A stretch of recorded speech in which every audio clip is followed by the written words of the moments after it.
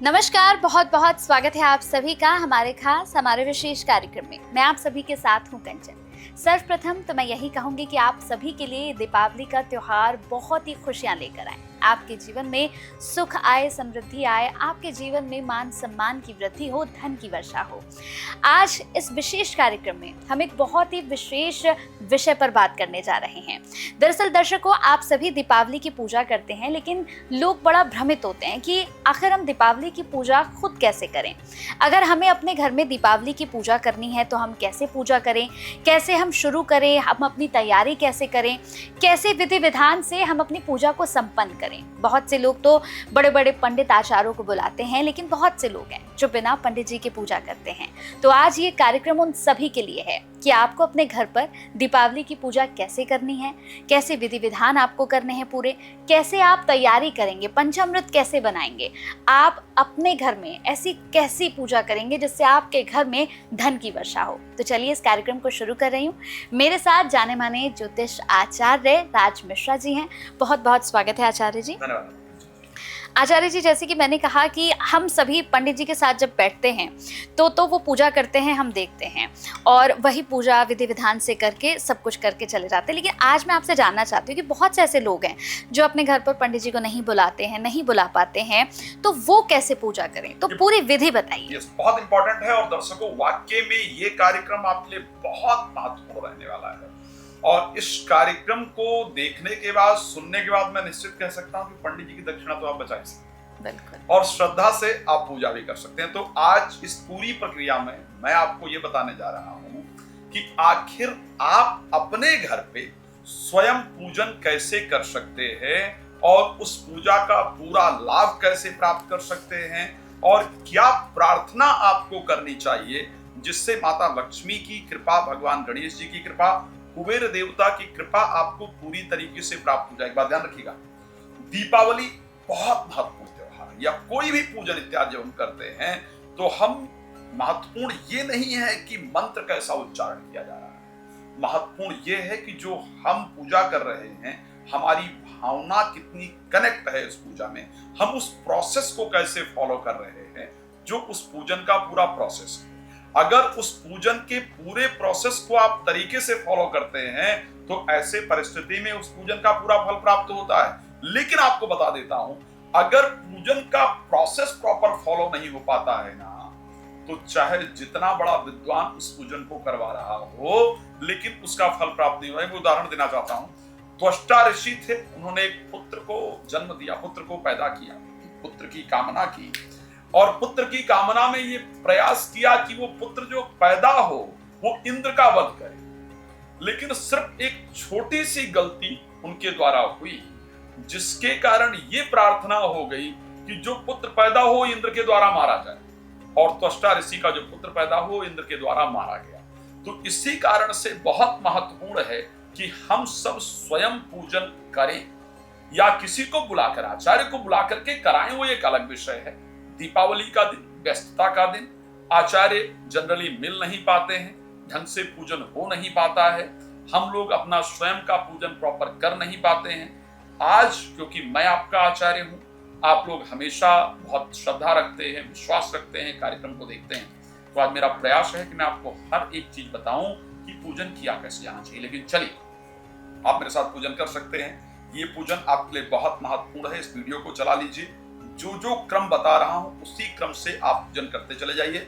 मैं आपका पूजन करवाने जा रहा हूं, इसको ध्यान रखिएगा।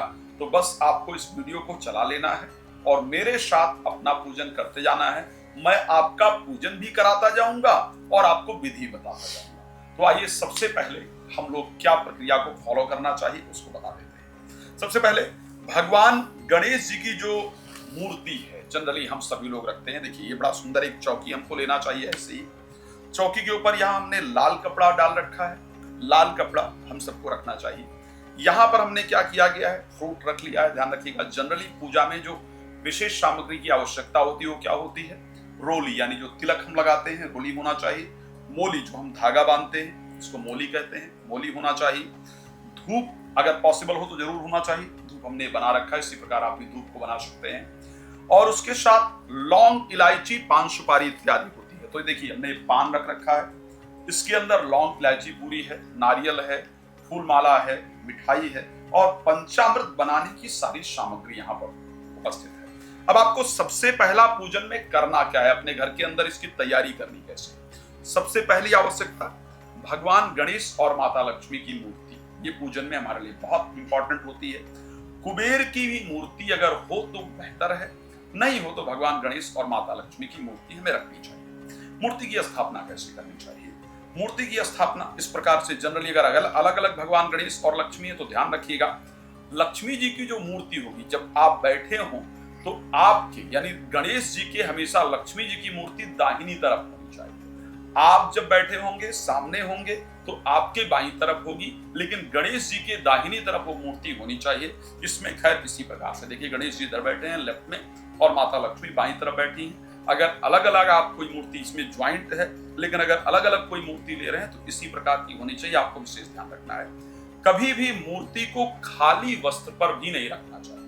तो मूर्ति स्थापित करने से पहले आपको सबसे पहला काम क्या करना चाहिए, कुछ फूल इत्यादि आपको इस प्रकार डाल देना चाहिए। फूल डाल करके और फिर हम श्रद्धा पूर्वक मूर्ति को स्थापित करेंगे। मूर्ति को स्थापित करने के बाद दूसरी चीज क्या स्थापित करना होता है, वो होता है कि हम कलश को बना करके तैयार करें। अब इंपॉर्टेंट है, कलश हमें रखना कहाँ चाहिए। तो कलश रखते वक्त कलश बनाना कैसे चाहिए भी बहुत महत्वपूर्ण है। कलश किसी भी लोटे को आप ले सकते हैं, इसके अंदर हमने जल भर रखा है, आपको इसके अंदर जल डाल लेना चाहिए।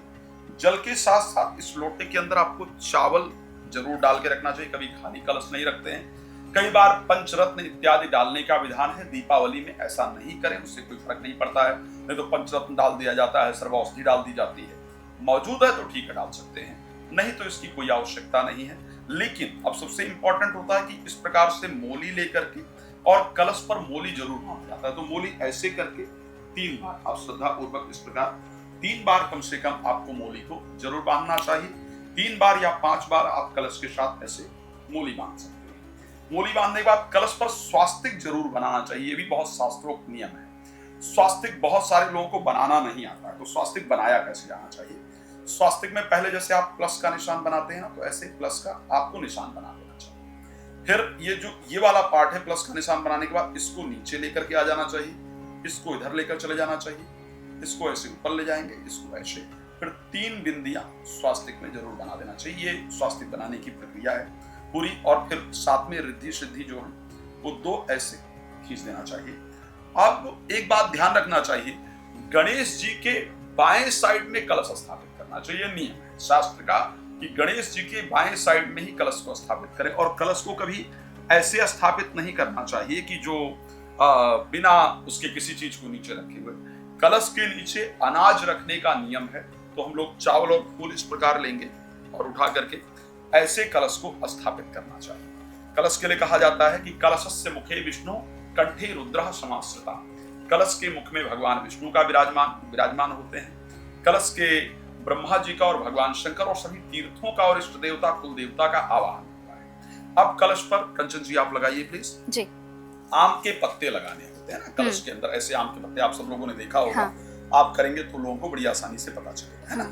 तो इस प्रकार आम के पत्ते लगा देने हैं। थोड़ा ध्यान रखिएगा, थोड़ा चारों तरफ हो जाए ऐसे। हाँ। ऐसे करके चारों तरफ आम के पत्ते। यश और पत्ते भी हमारे पास हैं। साधना के पास पैसे अच्छे हैं तो उसने पत्तों पर खर्च किया है जी।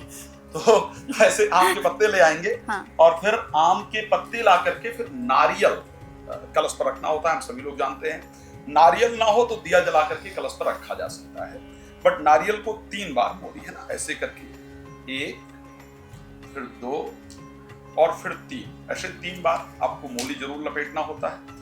3 बार मोली लपेटने के बाद फिर इस पर थोड़ा टीका जरूर लगा देना चाहिए। नारियल पर ऐसे नहीं रखा जाता है। फिर नारियल को ये बहुत विषय रहता है कि कैसे रखा जाए। इस वाला जो ऊपर मुख वाला पार्ट है इसको ऊपर रखा जाए या इस वाले पार्ट को ऊपर रखा जाए। तो हमेशा नियम है कि जो मुख वाला पार्ट है इधर जो होता है, इस तरफ के पार्ट को ऊपर रखा जाना चाहिए। तो इस प्रकार आप नारियल इस पर स्थापित कर दें। ठीक है।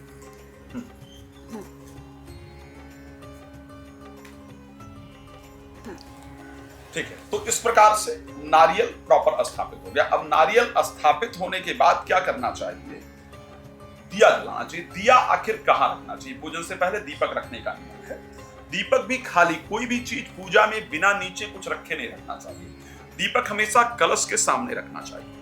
तो कलश के सामने आपने दिया रखा, ये देखिए हमारे पास ये दिया है, और इसको उठा करके कलश के सामने इस प्रकार से हमने दिया रख दिया। अब बहुत इंपॉर्टेंट है कि पंचामृत बना करके रखा जाए भगवान को नारायण। आखिर पंचामृत, बाकी तो आप लोग फूल तो खोल ही लेते हैं, ये सब तो सेट करना कोई मुश्किल है नहीं, लेकिन पंचामृत बनाने की विधि एक इंपॉर्टेंट विधि है जिसको जानना चाहिए कि पंचामृत बनाया कैसे जाता है। तो पंचामृत में ये खाली कटोरी है हमारे पास और ये सारी सामग्रियां हैं। लीजिए कंचन जी, आप बनाइए पंचामृत का ना, मैं अकेले सारा काम नहीं कर सकता। हाँ। तो आप थोड़ा मेहनत कीजिए ना, लीजिए। हाँ। तो पंचामृत में सबसे पहले क्या डालना होता है, आप थोड़ा दूध डालेंगे। आपके पास दूध है? हाँ। ध्यान से थोड़ा सा दूध डालेंगे, बहुत ज्यादा दूध डालना चाहिए।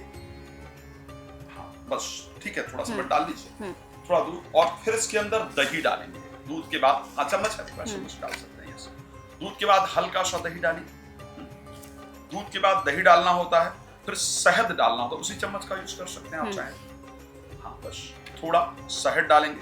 दूध हो गया, दही हो गया, फिर शहद डालेंगे, और शहद के बाद आपको घी डालना होता है। थोड़ा सा घी उसके अंदर डाल देंगे, और घी डालने के बाद आपको इसके अंदर बूरा जो वहां होता है वो डालना होगा। बूरा है ना, ये हो गई 5 चीजें, है ना। इसके अंदर इसको 5 चीजें, हाँ चम्मच से मिला दीजिए। लेकिन इसमें उसके साथ साथ एडिशनल जो डालना होता है वो गंगा जल डालना होता है, जिसको पंचामृत में काउंट नहीं किया जाता है। बट गंगा जल ये छठी चीज होती है, बट उसके साथ छठी चीज जो है वो गंगा जल आपको डाल देना चाहिए। तो क्या हो गया, ये बन गया आपका पंचामृत। तो हमारी तैयारी हो गई, हमारा कलश बन गया, भगवान गणेश लक्ष्मी जी को हमने स्थापित कर दिया। अब हम यहाँ पर क्या करते हैं, पूजन को प्रारंभ करने की प्रक्रिया स्टार्ट करते हैं। लेकिन प्रारंभ करने से पहले हम भगवान को माला जरूर अर्पण कर देते हैं। तो माला, क्योंकि माला सजावट का पार्ट है, ठीक है। तो सजावट के पार्ट में भगवान को हमने गणेश और लक्ष्मी जी को माला अर्पण कर दिया, या आपको भी घर में कर देना है, ओके। साथ में कलश पर भी माला हमें अर्पण कर देना चाहिए। तो अगर संभव हो तो हम लोग क्या करेंगे, बस ऐसे कलश पर भी हम कलश पर माला हमें कोशिश करना चाहिए ऊपर की तरफ रहे, यस। तो कलश पर हमने माला अर्पण कर दिया। अब ये हो गई हमारी सारी तैयारी, पंचामृत बन गया। अच्छा, अब एक और इंपॉर्टेंट पार्ट है, और वो है पान को भगवान को कैसे चढ़ाना चाहिए। तांबूल बहुत महत्वपूर्ण है, क्योंकि शास्त्र में कहा गया हिरण्यगर्भः समृद्धाग्रे भूतस्य जातः प्रेगे आशीषदादाम कस्मै देवाय शामिधिमा। बिना तांबूल के किसी भी पूजन को पूर्ण नहीं माना जाता है। तो ऐसे परिस्थिति में तांबूल, लेकिन अब पान लगाया कैसे जाए, तो पूजा के लिए हमेशा डंडी वाला पान खरीदना चाहिए, इसको ध्यान रखिएगा। और पान को लगाना कैसे चाहिए, इस वाले पार्ट पर सारी चीजें रखनी चाहिए। ये वाला जो पार्ट है ना, ध्यान रखिए। तो इस पर क्या करेंगे हम लोग, पहले सुपारी रख देंगे, फिर एक लौंग रख देंगे, और फिर एक इलायची रख देंगे। सुपारी, लौंग, इलायची, सिर्फ 3 चीजें रखनी होती है। फिर इसको फोल्ड करने का एक तरीका है, इसको हम ऐसे फोल्ड करेंगे, ठीक है, हाफ फोल्ड करते हैं, ऐसे करके, फिर ऐसे करके, और फिर इसको एक लौंग इसके ऊपर उठा करके लगा देंगे, ठीक है। तो ये ऐसे करके आपको 5 पान कम से कम लगा लेना चाहिए। 5 पान आप फटाफट लगा लेंगे, और उसके बाद इस पूजन को, तो ये हो गया पान लगाने का तरीका। ऐसे पान को फटाफट तैयार कर लिया जाए। तो अब हमारी तैयारी हम ये कह सकते हैं कि पूरी हो गई है पूजन के लिए। अच्छा, उससे पहले हमने दिया यहाँ पर रखा हुआ है, आप देख सकते हैं ना। दिवाली में दियों का सबसे महत्वपूर्ण नियम है, और दियों में 9 दियों का सबसे महत्वपूर्ण नियम है, जो घर के ब्रह्म स्थान पर स्पेशली जलाया जाता है। तो ये आपको दिख रहा होगा 9 दिया। 9 दियों में 8 जो दिए स्पेशली होते हैं, 8 दियों को सरसों के तेल का ही जलाना चाहिए। 9वां दिया जो है वो घी का होना चाहिए। घी के दिए के लिए हमेशा घी का दिया चौमुखी होता है, लेकिन चौमुखी दिया में 4 बत्ती यूज नहीं करना चाहिए। ऐसी बत्ती बनाना चाहिए कि एक ही बत्ती जो है वो दोनों तरफ पहुंच जाए। इस प्रकार से हमने चौमुखा जो दिया है उसके अंदर ही बत्ती इत्यादि लगा दिया है। ये हमारा चौमुखा दिया जो है पूरी तरह से तैयार हो गया। तो ऐसे करके आप अपने घर में चौमुखा दिया भी तैयार कर लेंगे। ये आपकी तैयारी का पार्ट है। इस वीडियो को बार बार देख करके, और आप प्लीज अपनी तैयारी प्रॉपर तरीके से कर लीजिएगा, ताकि आप जब पूजा कर रहे हो, हम पहले आपको तैयारी करके भी बता रहे हैं कि आप तैयारी कर लेंगे तो आपके लिए पूजन करने में बहुत आसानी होगी। अब चलिए, ये सब हो गया है, तो मैं कोशिश करता हूँ कि अब हम लोग पूजन को स्टार्ट करें, है ना। टिश्यू पेपर होगा, प्लीज दे दीजिएगा।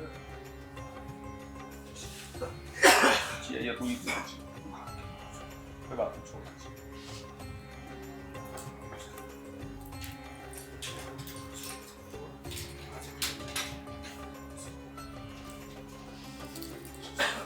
ठीक है, ऐसे ठीक है ना? आपको जब अपना पार्ट लगता है कि आपका ऐड नहीं हो रहा है? नहीं ठीक है, अभी मैं पूछूंगी जब आप पूजा कर लोगे पान का महत्व क्या है। कुछ बीच में करना है? कर सकते हैं, कुछ पूछ सकते हैं, ठीक। मतलब क्या अगर पहले चढ़ा दिया बाद हाँ में चढ़ा ठीक दिया तो ठीक कोई प्रॉब्लम हाँ नहीं। मतलब बीच में आपको ऐड नहीं किया। ठीक है ये वाली बात है। हाँ ठीक है, मुझे लगा टोकना नहीं चाहिए। नहीं ऐसे नहीं, दिखा के भूल गया है। हाँ ठीक नहीं, लगना चाहिए। घर का इम्पोर्टेंस है। ठीक है। मुझे क्या, मुझे आदत पड़ी है, मैं तो पूरा निपटा दूंगा।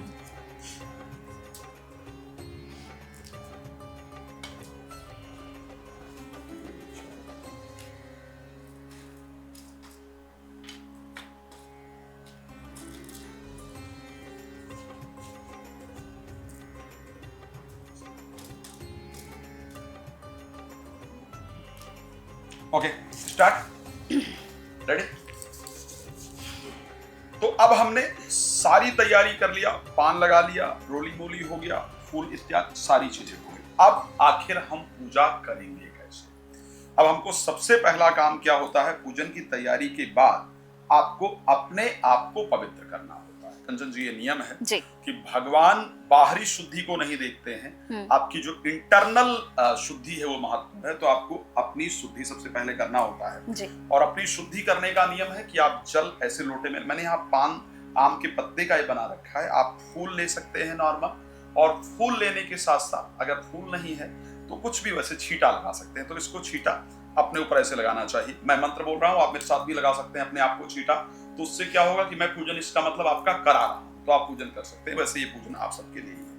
तो ओम पवित्रः पवित्रो वा सर्वावस्थांगतो विवह यः स्मरेत पुंडरीकाक्षं श्रवाह्या भयंतरः शुचिः। तो इस प्रकार हम जल का छींटा लगाएंगे, फिर 3 बार आचमन करना होता है। लीजिए आप आचमन। ओम केशवाय नमः, माधवाय नमः, नारायणाय नमः, त्रियाचमन्यम। जैसे मैंने मान लिया ये आचमन किया, अब मुझे मंत्र मैंने बोला है, आता है तो ठीक है, नहीं आता तो कुछ करने की आवश्यकता नहीं। ऐसे 3 बार ऐसे जल लेकर के फिर ऐसे आचमन कर लेना है। और उसके बाद हाथ जरूर धोना, ध्यान रखिए। फिर ऐसे हाथ जल लेकर के फिर आपको अपना हस्त प्रक्षालन करना है, हाथ धो लेना है। ठीक है, अब आपने हाथ धो लिया है, वो कर लिया है। अगर कोई मोली इत्यादि बांधने वाला है तो मोली बंधवा लीजिए, नहीं बांधने वाला है तो कोई बात नहीं। तिलक अपने आप लगाया जा सकता है, तो आप, मैंने बहुत सारा लगा रखा, कंचन जी को बोलूंगा लगा लीजिए। कंचन जी थोड़ा तिलक लगा लीजिए, ऐसे अपने थोड़ा सा लेकर के। हाँ, तो छोटा सा तिलक आप लगा लीजिए। भगवान की पूजा में नियम है। मैं वैसे कंचन जी आपको मोली बांध देता हूँ, मैं यहाँ पर हूँ। तो आपका विवाह हुआ है, नहीं हुआ? जी। हो गया जी। तो आपको लेफ्ट हैंड में, अगर विवाह हो गया है तो मोली लेफ्ट हैंड में बंधवाना चाहिए, नहीं हुआ है तो राइट हैंड में बंधवाना चाहिए। ठीक है, तो ऐसे परिस्थिति में मोली का एक मंत्र है, मैं बोल रहा हूँ, अगर कोई आपको बांध रहा है तो आप इसमें बंधवा सकते हैं। ओम एन बद्धो बलिराजा दानवेन्द्रो महाबला तेने त्वां प्रतिबंधनामि रक्षे माचलः मंत्रार्थः सफला सन्तु मूढ़ा सन्तु मनोरथः शत्रुणां बुद्धिनाशनस्तु मित्राणां बुद्धिस्तवः।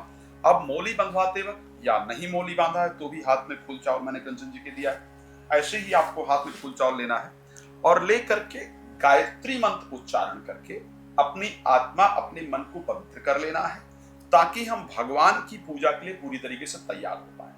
भगवान हमारे आइटम्स को स्वीकार नहीं करते हैं, जो कि हम लोग प्रदान करते हैं, इस आइटम को भगवान स्वीकार नहीं करते हैं। भगवान स्वीकार करते हैं हमारी भावना को। तो हमारी भावना तभी पवित्र हो सकती है जब श्रद्धा पूर्वक हम गायत्री मंत्र का उच्चारण करके अपने हृदय को पवित्र करने का प्रयास करें। तो सबसे पहले हम लोग श्रद्धा पूर्वक गायत्री मंत्र का उच्चारण करेंगे। ओम भूर्भुवः स्वः तस्य वितुर्वरेण्यं भर्गो देवस्य धीमहि धियो यो नः प्रचोदयात्। ओम गुरु ब्रह्मा गुरु विष्णु गुरुदेवो महेश्वरः गुरु साक्षात् परं ब्रह्मा तस्मै श्री गुरवे नमः। श्री गुरुदेवताभ्यो नमः। ध्यायति ध्यानं समर्पयामि। तो हाथ जोड़कर गायत्री मंत्र का उच्चारण गुरुदेव का आप मेरे साथ पूजन कीजिए। वीडियो लगाकर आप साथ साथ कर सकते हैं, आपके लिए फायदेमंद होगा।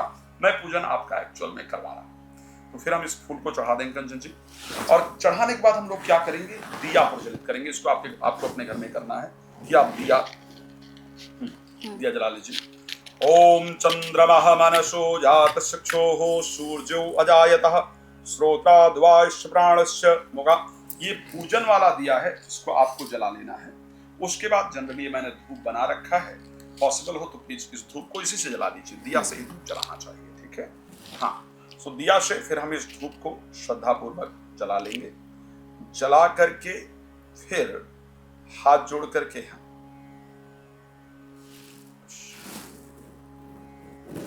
तो अब हमने क्या किया, ये दिया प्रज्वलित कर लिया, धूप यहाँ पर प्रज्वलित कर लिया है, और धूप भी प्रज्वलित करने के बाद श्रद्धा पूर्वक, खैर ऐसे धूप को नहीं रखिएगा, किसी बर्तन में या किसी कटोरी इत्यादि में रखिएगा।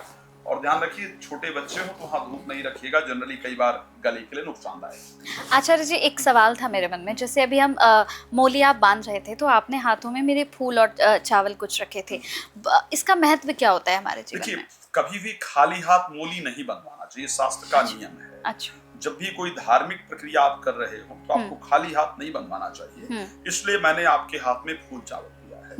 जनरली मोली बंधवाते वक्त दक्षिणा हाथ में रखा जाता है। अच्छा। तो मैंने कहा मैं आपको फूल चावल, बट खाली हाथ नहीं होना चाहिए, आप फूल चावल रख सकते हैं, आप दक्षिणा रख सकते हैं, इसलिए मैंने आपको दिया है, ठीक है। अब ये सारी चीजें हो गई। अब हम पूजन करना क्यों चाहते हैं, ये सबसे इंपॉर्टेंट है। तो जो भी आपके मन में प्रार्थना है, जो भी आपके मन की कामना है, यहाँ पर उससे पहले हम लोग क्या करेंगे, हाथ जोड़ करके भगवान गणेश, माता लक्ष्मी, सूर्य आदि नवग्रह देवता, अपने इष्ट देवता, अपने कुल देवता, सभी का श्रद्धा पूर्वक ध्यान करेंगे। सभी का आवाहन, हाथ में फूल और थोड़ा चावल आपको ले लेना है। फूल और चावल हाथ में ले करके इन सभी का श्रद्धा पूर्वक आवाहन करना है, हाथ जोड़ लेंगे। अच्छा, अब आवाहन करने का भी तरीका है, मुझे मंत्र याद है तो उनके आवाहन के लिए मंत्र दूंगा, लेकिन सच्चाई ये है कि भगवान श्री भावो प्रिय माधवा, भगवान भाव के भूखे हैं। मंत्र इत्यादि भगवान के लिए बहुत मायने नहीं रखता है। तो आप क्या करेंगे, हाथ में फूल चावल, अगर अभी आप मेरे साथ पूजा कर रहे हैं तो मैं बोल ही रहा हूँ, हाथ जोड़कर ध्यान कर लीजिए। नहीं तो सिर्फ हाथ में फूल चावल लेकर के और बहुत श्रद्धा से अपने मन में ये ध्यान करते हुए कि हे भगवान गणेश जी, माता लक्ष्मी, सूर्य आदि नवग्रह देवता, मेरे इष्ट देवता, मेरे कुल देवता, मेरे पितृ देवता, और जो भी मेरे देवी देवता इत्यादि हैं इस ब्रह्मांड में, जाने में अनजाने में, इस जन्म या पूर्व जन्म में अगर मुझसे कोई भूल हुई हो उसे क्षमा करें, कोई देवता इत्यादि रुष्ट हो तो माफ करें। और आज इस सुंदर दीपावली के अवसर पर हम आपका श्रद्धा से आवाहन और पूजन करना चाहते हैं। आप आइए, हमारी पूजा को स्वीकार कीजिए।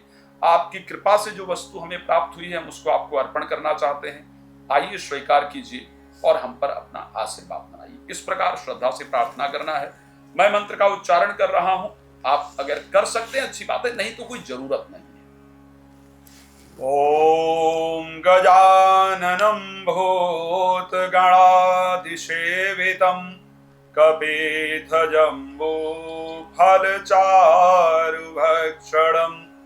उमासुतं शोकविनाशकारकं नमामि विघ्नेश्वरपादपङ्कजं। महालक्ष्मी नमस्तुभ्यं, नमस्तुभ्यं सुरेश्वरी, हरिप्रिया नमस्तुभ्यं, नमस्तुभ्यं दयानिधे। गणेश भगवान की जय, जगज्जननी माता लक्ष्मी की जय, कुबेर भगवान की जय, सूर्यादि नवग्रह देवताओं की जय, इष्ट देवता, कुल देवता, पितृ देवता, सर्वदेवी देवता आवाहयामि, पूजयामि, प्रतिष्ठयामि, ध्यानार्थे मंत्र पुष्पांजलि समर्पयामि। इस प्रकार करके मैंने मंत्र बोला है, बट मैंने कहा कि सिर्फ ये कि सब लोग आए और हमारी पूजा को स्वीकार करें। बस इतना करके फूल चावल श्रद्धा से चढ़ा दें। अब हमने क्या प्रक्रिया कर ली, तैयारी हो गई, सबका आवाहन हो गया। अब ये पूजन करना ही क्यों चाहते हैं, मुझे इस पूजा से मेरी कामना है, ये सबसे इंपॉर्टेंट चीज है, और उसको कहते हैं संकल्प। तो संकल्प में आपको क्या करना है, आप जैसे मान लेते हैं कि मैं संकल्प का भी मुझे मंत्र आता है तो मैं उसको बोलूंगा, लेकिन आपको वो मंत्र नहीं आता है, तो आप लोग क्या करेंगे, हमेशा संकल्प में एक नियम रखना चाहिए कि हाथ के अंदर फूल और चावल आपको लेना चाहिए। फूल और चावल हाथ में लेना चाहिए, कुछ दक्षिणा हाथ में रखा जा सकता है और उसके साथ थोड़ा सा जल आपको हाथ में रखना चाहिए। जिसे मैंने ये रखा है, जल थोड़ा हाथ में डाल दिया। हाथ में जल डाल करके लेफ्ट हैंड नीचे, राइट हैंड ऊपर, और इससे रख करके और श्रद्धा पूर्वक एक संकल्प करना होता है। आप क्या करेंगे, पहले अपना नाम लेंगे, जिस जगह पर आप रहते हैं, ठीक है, उस जगह का नाम, जिस क्षेत्र पर रहते हैं, इससे पहले देश का नाम, फिर प्रदेश का नाम, फिर जिस कॉलोनी में आप रहते हैं उस कॉलोनी का नाम, जो आपके घर का एड्रेस है उसका नाम, फिर अपना गोत्र का नाम, फिर अपना नाम, सरनेम के साथ अपना नाम इत्यादि लेना है। फिर जिस चीज के लिए पूजन कर रहे हैं अपने मन में उसका संकल्प, फिर सभी देवताओं का श्रद्धा से स्मरण। ओम हरि ओम अहम विष्णु विष्णु विष्णु नमा परमात्मने पुराण पुरुषमाय तस्मृति प्रार्थे शिष्य द्वारा कल्पे वैवस्मंतरे अष्टाविंशमे युगे कलि युगे कल प्रथम चरणे जम्बूद्वीपे भारत खंडे भारतवर्षे हरि ओम नोएडा क्षेत्रांतर्गते साधना टावर क्षेत्रांतर्गते हरि ओम सिद्धार्थी नामक संवत्सरे 2082 संवत्सरे मासानां मासोऽस्ति मासे कार्तिक मासे शुक्ल पक्षे अद्य हरि ओम त्रयोदश्याम शुभौ अमुक गोत्र उत्पन्ना। फिर अपना गोत्र और अपना नाम, पूरे परिवार का नाम, सकुटुम्बस्य परिवार श्रीरार्थे सर्वारिष्टमार्थे सर्वमनोकामना निर्विघ्न संपूर्णार्थे श्री गणेश अंबिका देवता सूर्यादि नवग्रह देवता कलश आदि वरुण देवता इष्ट देवता कुल देवता पितृ देवता प्रीत्यर्थे प्रसन्नार्थे दीपावली उपलक्षे पूजन करणार्थे संकल्पितम समर्पयामि। इस प्रकार सबका नाम लेकर के कि मैं किस लिए पूजन करना चाहता हूं भगवान के सामने डाल दें। अब ये प्रक्रिया हो गई कि हम पूजन आखिर करना क्यों चाहते हैं, वो सारी प्रक्रिया यहाँ पर पूरी होगी। अगर आप मेरे साथ पूजन कर रहे हैं तो जब मैंने संकल्प बोला है तो अपना नाम अपना गोत्र मेरे साथ उच्चारण कर लेना है, बस बाकी सब हम पूजन आपके लिए करा ही रहे हैं। अब उसके साथ ये सारी प्रक्रिया पूरी हो गई। अब हमको क्या करना है, भगवान को हमने आवाहित कर लिया है। अब क्या करते हैं, एक बार फूल चावल हाथ में फिर से लेंगे, इसको आप प्लीज लेफ्ट हैंड में रखिए, ठीक है, और दाहिने हाथ की बाएं हाथ में रख करके दाहिने हाथ की 3 उंगलियां, अनामिका, मध्यमा और अंगुष्ठा, ठीक है, रिंग फिंगर, मिडिल फिंगर और थंब, तीनों को यूज करते हुए थोड़ा थोड़ा फूल चावल, दोनों उंगली यूज नहीं होगी, थोड़ा थोड़ा।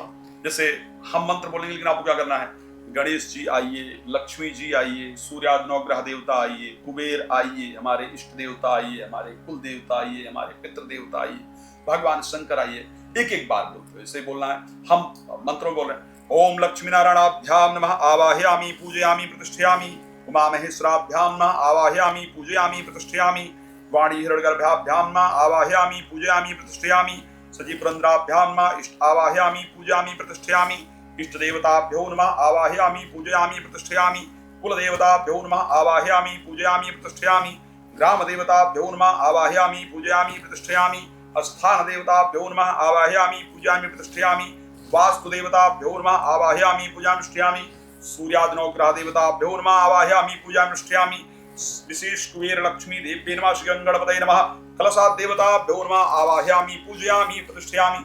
आपको मैंने मंत्र बोला है, आपको मंत्र की जरूरत नहीं, सब देवता के सभी लोग आइए, गणेश जी आइए, लक्ष्मी जी आइए, सूर्यादि नवग्रह देवता आइए, पितृ देवता नहीं सबको कहना है तो गणेश, लक्ष्मी जी, कुबेर जी आइए, बाकी सभी देवता आइए और हमारा पूजा स्वीकार कीजिए। इससे 3 शब्द बोल देंगे तो भी हो जाएगा।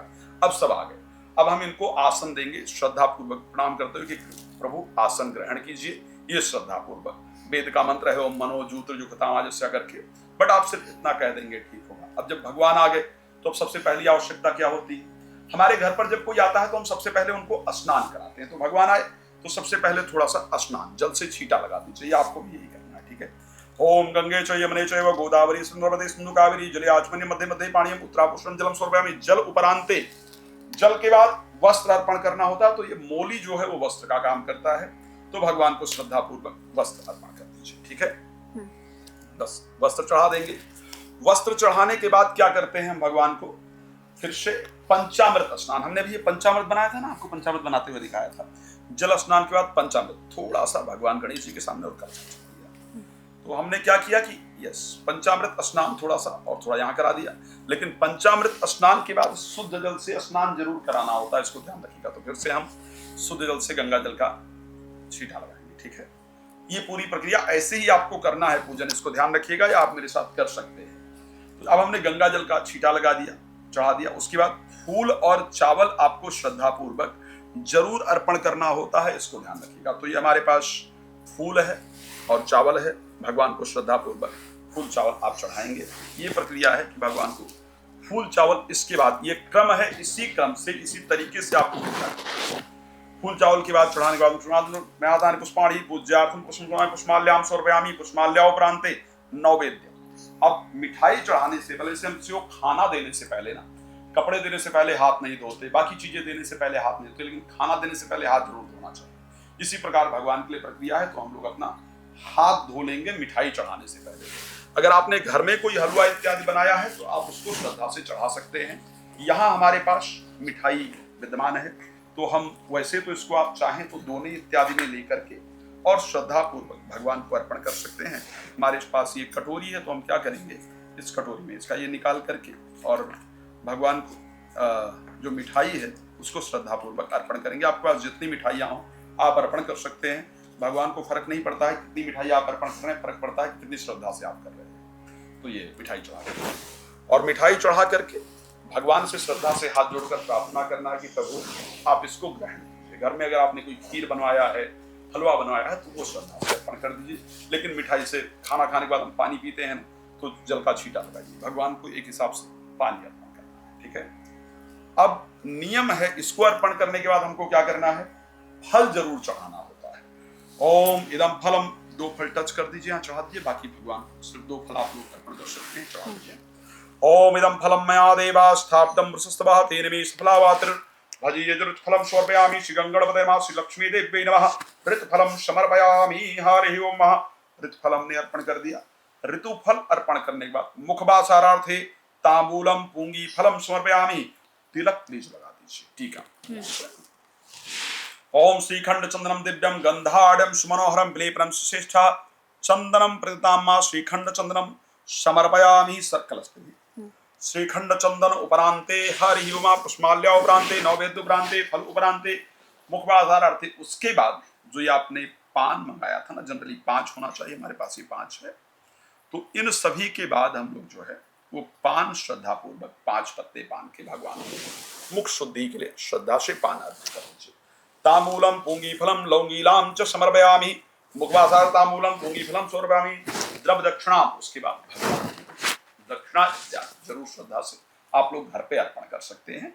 उसके बाद हाथ जोड़ करके भगवान को प्रणाम करने का नियम है। अब हमने किस किस भगवान को विशेष रूप से बुलाया है, हमने बुलाया है भगवान गणेश जी को, हमने बुलाया है माता लक्ष्मी को, हमने बुलाया है सूर्यादि नवग्रह को, हमने बुलाया है कुबेर जी को, सारे इष्ट देवता को। भगवान गणेश जी किसके लिए हैं, विघ्नों के हरण करने वाले देवता हैं। तो आपको हाथ जोड़कर प्रार्थना करना है कि हे प्रभु आप संसार के विघ्नों को हरण करने वाले देवता हैं। यदि जाने में अनजाने में इस जन्म या पूर्व जन्म में मुझसे कोई भूल हुई हो तो उसे क्षमा करके मेरे जीवन के विघ्न मुझसे दूर रहे, ऐसी कृपा आप प्रदान करें। अगर मुझसे कोई भूल हुई है तो मेरे अपराध को क्षमा करें। आपका आशीर्वाद मेरे परिवार पर, मेरे ऊपर बना रहे, मेरे जीवन से विघ्न बाधाएं दूर हों। माता लक्ष्मी के साथ सदैव आप मेरे घर में निवास करें, इस प्रकार की कृपा प्रदान करें। कुबेर धन के रक्षक हैं, तो कुबेर जी से हाथ जोड़ करके मन में प्रार्थना करते हुए कि हे भगवान कुबेर आप हमारे घर में रहे, जिससे हमारे घर में धन टिके, आए और धन टिके, धन की रक्षा। इस प्रकार की प्रार्थना करते हुए मैं कर मंत्र बोल रहा हूं, आप सिर्फ मन में यही प्रार्थना कर लेंगे। ओम गजाननम भूतगणादिसेवितम कपिध्वजम्बो फलचारुभक्षणम उमाश्रुतं शोक विनाशकारकं नमामि विघ्नेश्वर पाद पंकजं। देवे प्रपन्नाति हरे प्रसीद मातुर्जगतोऽखिलस्य प्रसीद विश्वेश्वरि पाहि विश्वं त्वमेश्वरी देवी चराचरस्य। गणेश भगवान की जय, जगत जननी माता लक्ष्मी की जय। इस प्रकार भगवान गणेश और लक्ष्मी से प्रार्थना करेंगे। कलश में क्या होता है कि सभी तीर्थों का, सभी नदियों का आवाहन होता है। तीर्थ में स्नान इत्यादि करने से हमारा हृदय, हमारी आत्मा, हमारा मन पवित्र हो जाता है। कलश को हाथ जोड़कर प्रणाम करते हुए ये प्रार्थना करना है कि मेरे परिवार में प्रेम हो, किसी ने मेरे ऊपर तंत्र क्रिया इत्यादि कर रखा हो, नजर दोष इत्यादि कर हो, तो आपकी कृपा से वो दूर हो जाए। मेरे घर में अगर अशांति जो रहती है वो मेरे घर में शांति हो, एक दूसरे पर विश्वास हो। ये प्रार्थना आपको कलश देवता से करना है। और कलश से जब प्रार्थना कर रहे हो तो आपका मन किसी तीर्थ क्षेत्र में हो, जिन तीर्थों का आपने दर्शन किया हो, उन तीर्थ क्षेत्र में आपका मन पूरी तरह से एकाग्र हो। ये ध्यान रखना, ये बहुत महत्वपूर्ण विषय है। तो वहां अपने मन को लगाते हुए श्रद्धा से प्रार्थना करना है, हाथ जोड़कर कलश देवता से। आप मन में जो भी प्रार्थना करना चाहते हैं वो कर लेंगे। मैं खैर यहां मंत्र बोल रहा हूं। ओम नमो नमस्ते स्फटिक प्रभाय सुश्वेतहाराय सुमंगलाय सुपासहस्ताय यशासनाय जलाधिनाथाय नमो नमस्ते। कलश देवताभ्यो नमः।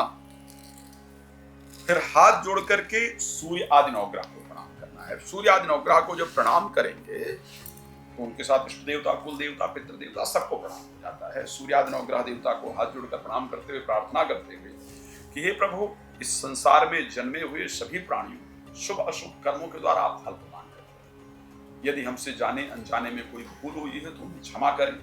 सूर्य आदि नवग्रह देवता मुझे हम पर अनुकूल हो, हमारी जन्म कुंडली इत्यादि के अंदर यदि आप दोषपूर्ण हो तो वो दोष दूर हो, आपका आशीर्वाद हमें प्राप्त हो, इस प्रकार की कामना करते हुए सूर्य आदि नवग्रह देवता को प्रणाम करना है। जो भी प्रार्थना अपने मन से करना चाहते हैं वो कर लीजिए। मैं यहाँ एक मंत्र बोल रहा हूँ, आप सब लोग इसको जानते हैं।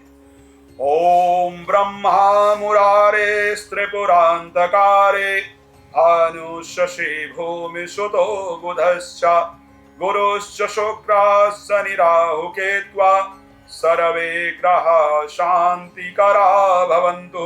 सूर्यादिनवग्रह देवता भ्योर्माध्याय ध्यानम समर्पयामि। ये चढ़ा देंगे। अब क्षमा प्रार्थना बहुत इंपॉर्टेंट है। ये हम सब लोग जानते हैं कि भगवान की पूजा हम आप कर पाए इतनी हैसियत नहीं। वेद जिनकी स्तुति करते हैं उनको मैं अपने मंत्रों से प्रसन्न कर पाऊं, ये संभव नहीं। ऋषि मुनि जिनका सदैव ध्यान करते हैं उनको मैं कुछ चढ़ा करके उनका ध्यान करके प्रसन्न कर पाऊं, ये संभव नहीं है। जिनकी कृपा से मुझे ये सब कुछ मिला है मैं उन्हीं को वापस दे करके उनको क्या प्रसन्न कर दूंगा। इसलिए पूजा करने के बाद हाथ जोड़ करके एक प्रार्थना जरूर करनी चाहिए कि प्रभु, मैं साधारण मानव हूं, आप देव हैं, फिर भी मैंने श्रद्धा से आपका पूजन करने का प्रयास किया है। यदि इसमें मुझसे कोई कमी रह गई हो तो उन्हें क्षमा करके मुझे पूजन का पूर्ण फल प्राप्त हो, आपकी कृपा प्राप्त हो, ऐसा आशीर्वाद प्रदान करें। तो बस ये कामना करते हुए हाथ जोड़ करके हाथ में लेकर के ओम आवाहनम न जानामि तवर्चनम पूजाम चयो न जानामि क्षम्यताम परमेश्वरः मंत्रहीनम क्रियाहीनम भक्तिहीनम सुरेश्वरः यद पूजितं मया देवा परिपूर्णं तदस्तु मे। सर्वदेभ्यो नमः गणेश भगवान की जय। फिर हम खील बतासे लेते हैं। इतना करने के बाद खील बतासे हाथ के अंदर लेना चाहिए। आप भी प्लीज थोड़ा ले लीजिए। फिर हाथ में लेकर के हम खील बतासे भगवान गणेश और माता लक्ष्मी के ऊपर दिवाली को जरूर अर्पण करते हैं और अर्पण करते हुए प्रार्थना करते हैं। ये जब अर्पण करते हैं कि अन्न है और धन है और अन्न भी के साथ मीठा बतासे। जिस प्रकार आपके ऊपर हम अन्न धन की वर्षा कर रहे हैं उसी प्रकार हमारे जीवन में अन्न धन की वर्षा सदैव होती रहे। और एक और चीज, धन आने के बाद जनरली अहंकार आता है, रिश्तों में मिठास खत्म हो जाती है। तो इसलिए हम मीठा साथ में बतासे अर्पण करते हैं कि प्रभु हमारे जीवन में प्रसिद्धि तो आए, धन तो आए, लेकिन हमारे रिश्तों में मिठास सदैव बने रहे। तो इसी कारण से भगवान गणेश और माता लक्ष्मी के ऊपर ये सारी पूजा करने के बाद खील की वर्षा जरूर करनी चाहिए। नाना सुगंधि पुष्पाणि यथा कालोद्भवानिश्च पुष्पांजलिर्मया दत्त्वा गृहाण परमेश्वर गणेश भगवान की जय। नमस्कार आपके चरणों और मंत्र पुष्पांजलि समर्पयामि। तो ये है पूरी पूजा का। अब इसके बाद में क्या होता है, दिया प्रज्वलित करना होता है और दिया में चौमुखा दीपक घी का होना चाहिए, इसको बिल्कुल ध्यान रखिएगा। और बाकी सारे सरसों के तेल के होना चाहिए। ये जो दिया, ये जो सारे दिए मैंने बताया घर में बाहर जलाने के लिए जो दिए होंगे वो दूसरे होंगे। चौमुखा दिया रात भर जलना चाहिए। जो बाकी दिए हैं वो बेशक थोड़ी देर बाद बुझ जाए। तो अब दिया प्रज्वलित कर लेंगे कंचन जी।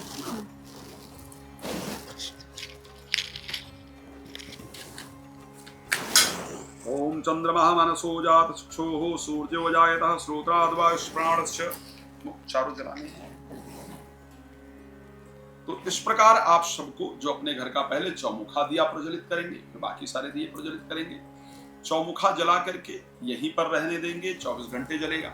ये दिए जो हैं जला करके, वैसे इनको भी ब्रह्म स्थान पे रखना चाहिए, घर का जो सबसे मध्य का हिस्सा हो, या मंदिर के सामने रख सकते हैं। बाकी दिए आपको जला करके सबसे पहला दिया आपको ले जा करके घर के बाहर रखना चाहिए, फिर किचन में रखना चाहिए, फिर वॉशरूम इत्यादि में भी रखना चाहिए, और फिर घर के सारी जगह सारे कमरों में। बस ये ध्यान रखिए कि वहां वस्त्र इत्यादि ना हो, कपड़े इत्यादि ना हो, ताकि दिए से जले नहीं। घर में चूहे इत्यादि हैं तो विशेष सावधानी के साथ रखिए। कई बार ऐसा होता है कि वो खींच कर ले जाते हैं और उसे किसी कपड़े इत्यादि में लग सकता है। चौमुखा दिया जहां जलाएं उसके नीचे कुछ ठोस चीज रखें, चूहे इत्यादि ना पहुंच पाए, उसका विशेष ध्यान रखिएगा। इसके करने के बाद फिर सीधे आरती करना है। आरती आप सब लोग जानते हैं, कर्पूर जला करके ओम जय लक्ष्मी माता या जय लक्ष्मी माता श्रद्धा पूर्वक आपको आरती करने की आवश्यकता है। आरती याद है तो ठीक है, नहीं तो फोन इत्यादि पर आप चला सकते हैं, या नहीं भी याद है फोन पर भी नहीं चला सकते हैं तो कपूर जलाइए और सिर्फ आरती घुमा दीजिए। इतना कर देने से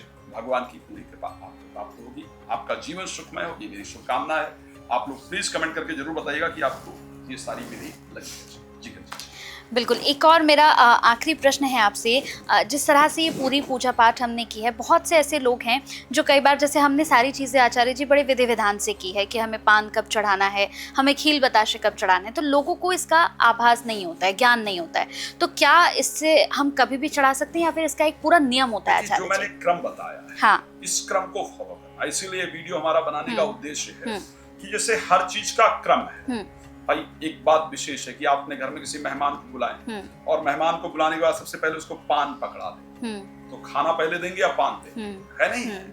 तो ये नियम है। पहले आप कपड़े नहीं देंगे, पहले उसका पैर धुलवाएंगे, तो पहले आप, तो इसीलिए पहले उस क्रम को फॉलो करना चाहिए जो यहाँ बताया गया है। अगर आपकी कोई कामना है, इच्छा है तो इस हिसाब से करना चाहिए। मुझे लगता है कि दीपावली की पूजा आपने बहुत सरल तरीके से लोगों को बताई है, और दीपावली का दिन है तो जितने भी लोग आचार्य जी को नहीं बुला पा रहे हैं अपने यहाँ पर, जिन्हें खुद पूजा करनी है, तो आचार्य जी ने पूरी विधि हमें बता दी है। यहाँ पर इस वीडियो को चलाकर भी आप पूजा कर सकते हैं, और आपके मन में जो भी मनोकामना है वो आप माँ लक्ष्मी से, आप भगवान गणेश से मांग सकते हैं। बहुत अच्छा लगा आचार्य जी, बहुत, मैं कहूँगी कि बहुत ही मदद आपने लोगों की कर दी है, क्योंकि बहुत लोग कंफ्यूज्ड हैं, भ्रमित हैं कि पूजा कैसे करनी है। बहुत अच्छा लगा।